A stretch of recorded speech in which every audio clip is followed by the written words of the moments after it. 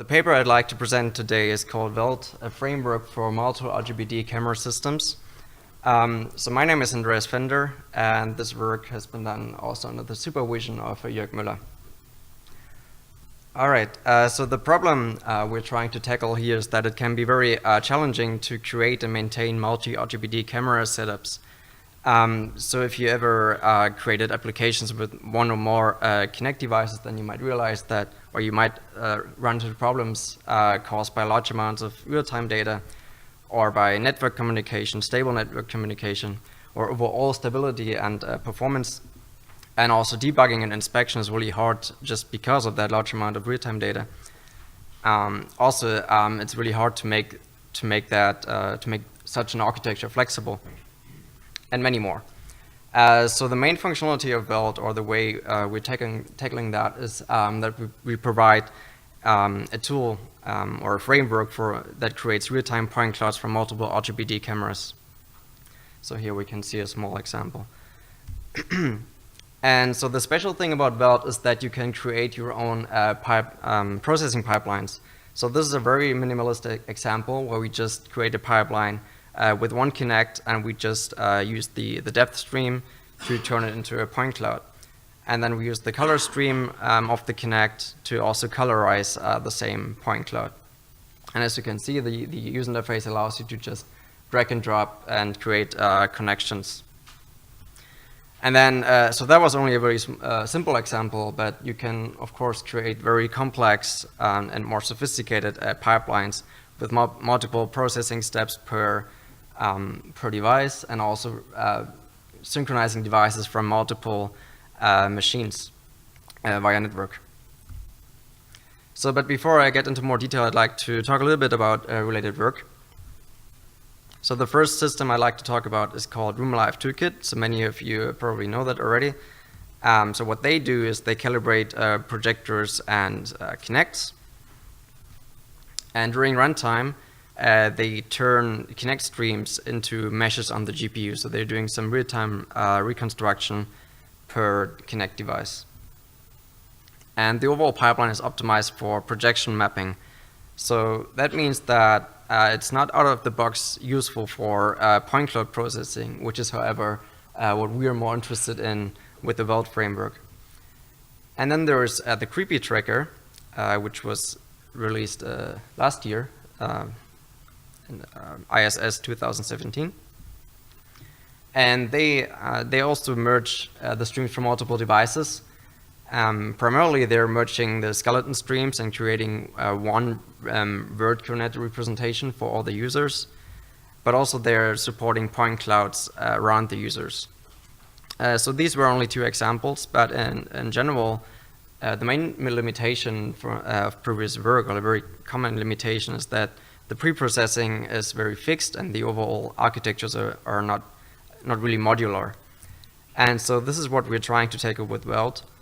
So again, with Velt, you can just create any processing pipeline as you want, and you can extend these pipelines with your own nodes. And now I'd like to talk a little bit about the very particular processing steps you can insert into your processing pipeline, at least the most used ones.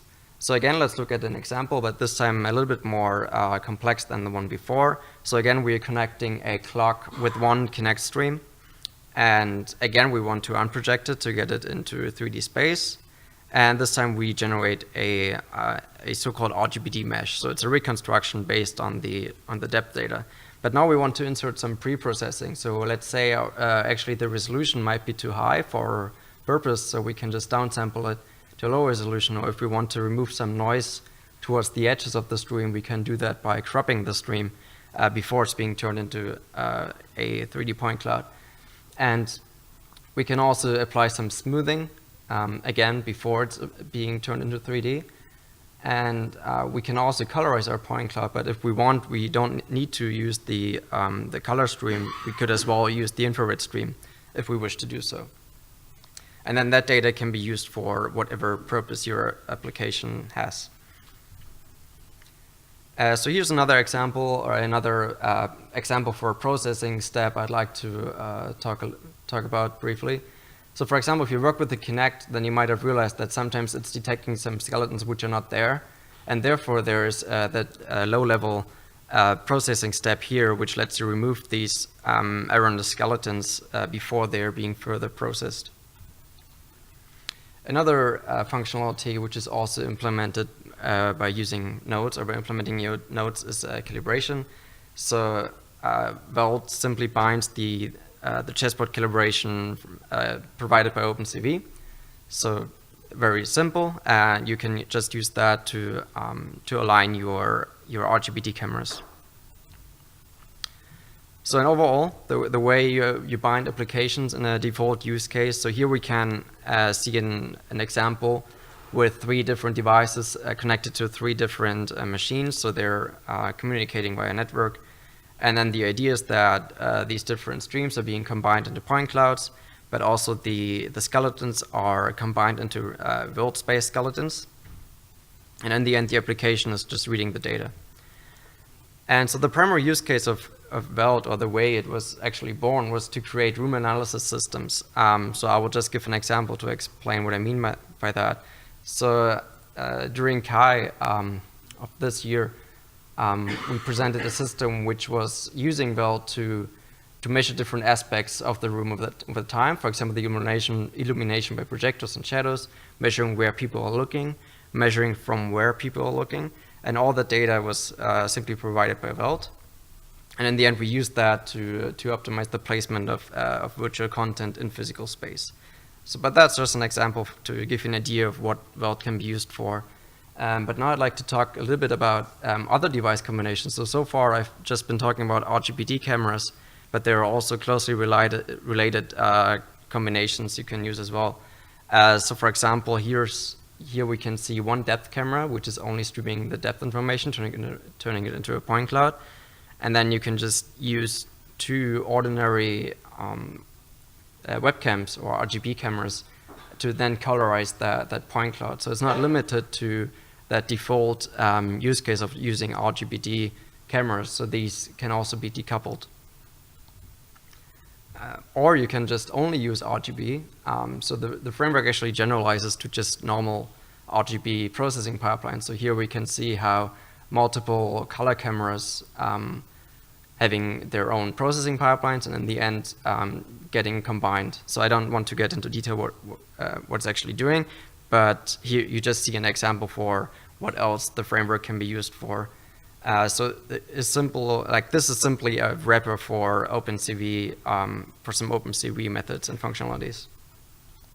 So another combination, which is going a little bit back to RGBD, is to use different depth cameras with different capabilities. So here's an example where there is one Kinect used for the overall scene, for the context, for a sort of semi-low resolution point cloud, the black dots. And then we have the real sense, which is really good for close range. And then you can see the really dense point cloud in the middle, which can then be used for high resolution point clouds in the interaction area. So it's really easy to combine devices this way when using Velt. And Velt can also actually be used for output. So nodes do not have to be just camera streams. They can also be used for rendering. So they can be content like images, or they can just be a Unity camera, which is then rendering something. And it also features basic projection mapping functionalities. So for example, it has some homography and warping functionalities, as we will see in a moment. And nodes can also be frame buffers, so they can also render to a projector display. So here we can see an example for all of these. So here we use Velt to actually render to a projector, and instead of just or like what we do here is we use the reconstruction, just display it on a projector display, capturing with the Unity camera, and then rendering it into the frame buffer of a projector, and then using some warping functionalities. Another example, slightly more sophisticated, is to use VR. Like you can actually just use the overall point cloud for creating a kind of semi between VR and AR environment. So you're just taking the reconstruction and putting it into your virtual environment. And again, we're combining multiple devices here. So we have the HTC Vive, and we have Kinect cameras, which are just installed in the environment. And on top of that, we're using a RealSense, which is attached to the HTC Vive to have some close-range reconstructions just from the space in front of you. So now a little bit to the boring part. I want to briefly sketch how you would actually do something with Velt if you would want to use it. So overall, as I already mentioned, you would do it in Unity, and I would like to briefly talk about how it actually works. So it's not that complicated. So you have an abstract class for nodes. Like if you implement functionality, that functionality can be just applications. So if you implement an application, you're just implementing a node in Velt. But it can also be backends for devices. So if you have a very particular device that you want to bind and make available for the framework, you just implement a node which is then binding the SDK to that camera device or whatever device. And it can also be a filter, which are operations like downsampling or smoothing or whatever. And these can then just be combined with whatever other functionality is already there. And of course, many more. And then there's also an abstract class for ports. And these are basically data types. So that's whatever is between nodes. So for example, color streams, infrared streams, and depth streams are all examples for different port types. And you can just implement your own and also decide how it's being visualized in the inspector. And there's also a type system. So for each node, you can define what is your input and what is your output, which ports do you support. And it's the whole, during runtime, everything is automatically multi-threaded, so you don't have to take care of threads. So you get an asynchronous callback whenever data arrived. But at the same time, if you need to do something on the GPU, then you also get a callback for that. So whenever you finish processing your data on asynchronously, and then the next time the render thread arrives, you get a callback for that, for example, to push your data. If you finish the reconstruction or whatever, you can then use that callback to forward data to the GPU. And then I would also like to talk a little bit about how Velt actually makes it easier to debug your system if you're having multiple Kinect devices. So one core functionality is to actually record and playback your system. So that means you can just record whatever stream, and in the end you're using a central clock, and then you can just jump to any frame of your recording and play it back. And you can also define loop regions, and you can also set different speeds for playing it back. So for example, if you have a particular algorithm that you want to test in a certain, if you have different algorithm, different parameters, you can just play it back as fast as possible to just really quickly test out different algorithms or whatever. Another functionality is to create synthetic data. So the data doesn't have to come from actual devices, so it can just be mixed with virtual entities. So for example, the little sphere on the table is just created by an actual mesh of a sphere, and also the skeleton to the left is not really there, but on the application level, it's just handled the same way as the real data. And also, instead of having one console, as is the default in Unity, every node has its own console and its own like error handling and so on. So here we can see that an error occurred in one of the nodes, and we can simply display that particular error for that particular node, and then get feedback on that. And if a node turns yellow, then that means that there are warnings, and we can display them the same way.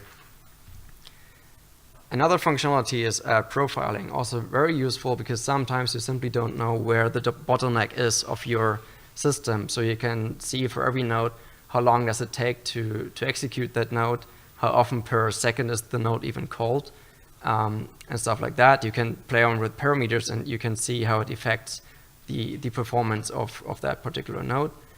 And also some nodes are having like more than one profiling event, and then you can just inspect and see, yeah, as I said, where are the bottlenecks of your application. And I'd like to end with a brief discussion So one particular thing about Velt is that it does not require any pre-configuration. So everything is done during runtime. So that's kind of important, or that was kind of important about designing the framework. So there's no XML files or anything to configure before you start the system. You really just start it, and then you just set everything up as you need it, and you make changes while the system is running at the same time. Yeah, so as I just said, so there are no XML files, and you can at any point in time just insert and remove nodes, and you can adjust parameters, and you always get immediate feedback whenever you do something. And also there are no separate applications for different tasks. So for example, many toolkits or frameworks are having particular tools for particular tasks. So for example, or the like the easiest example would be calibration. So instead of having a dedicated calibration application, the calibration is simply included in your system by just inserting the particular nodes. And yeah, with that, I'd like to end the talk. So to quickly conclude, so Velt is providing real-time point clouds for multiple cameras. It features a runtime inspector interface, and for debugging, it features file streams and synthetic data. So that was it. Thank you very much, and I'm open for questions, of course.